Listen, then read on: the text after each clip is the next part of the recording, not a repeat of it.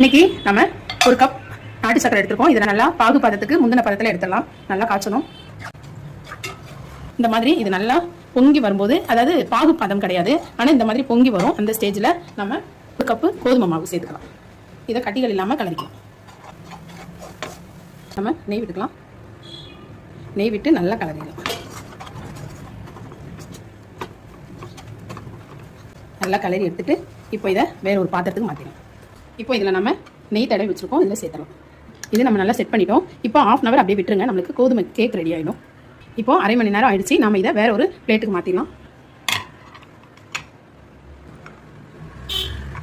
நம்ம கட் பண்ணிடலாம். இது ஆற நீங்கள் கட் பண்ணி எடுத்துக்கலாம். இதே மாதிரி நீங்கள் செஞ்சு சாப்பிடுங்க. எந்த செலவும் இல்லாமல் நம்ம வெல்லம் கோதுமை வச்சு அழகாக செஞ்சுட்டோம். இதே மாதிரி செஞ்சு பாருங்க.